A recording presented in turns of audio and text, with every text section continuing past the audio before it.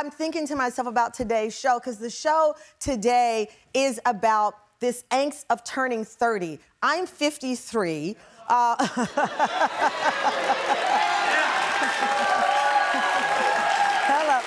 I'm 53, and before I came out, the team asked me, so, like, what were you feeling at the age of 30? So I was in Chicago. I was working at WFLD, that's me there, and my co-anchor Dave Navarro on the side. And I was feeling a lot of the same angst, because in our audience today, we have a lot of people who are in their 20s, in their 30s, some new faces to the Tam fam. I know who comes to our show, and I've never seen some of y'all in here before.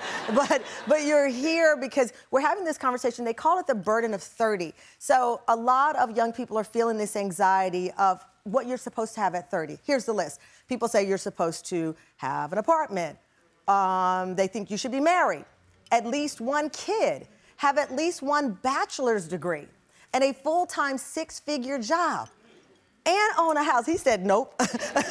No. But that's the list according to surveys, the expectation by the age of 30. 2023 Pew Research Center poll says the stats show that that is not reality for most 30-year-olds. Only half of 30 to 34-year-olds are married. That's about 51%. Less than half have a child.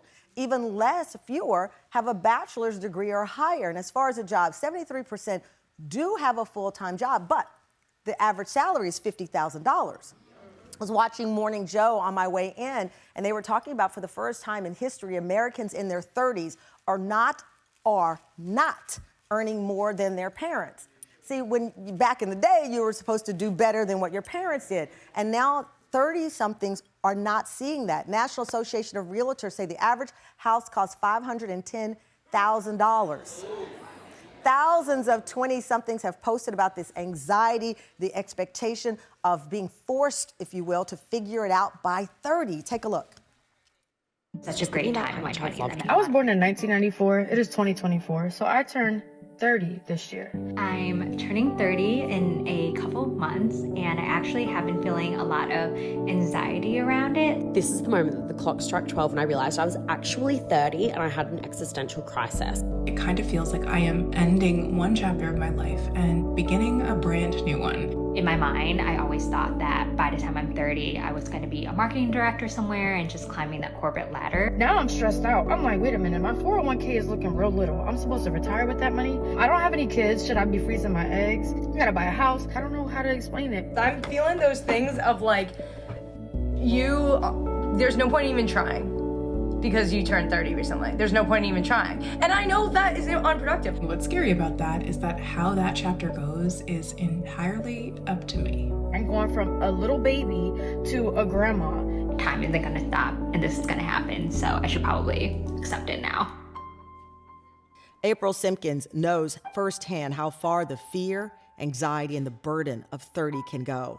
In 2022, her 30-year-old daughter, Cheslie Kryst, tragically died by suicide.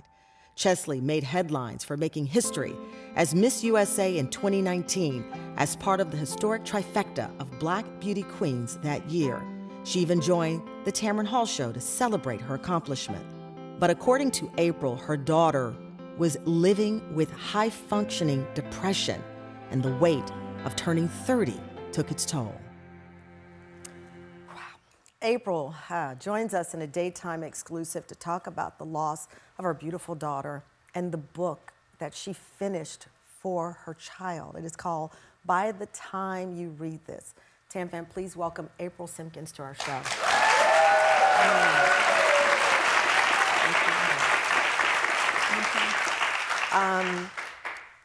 These are the interviews I don't know how to start.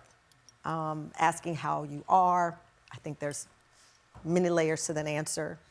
And to add to it, April, I know that Cheslie would have turned 33 on April 28th. Yes. Her birthday is coming up. How do you explain what's in your heart right now?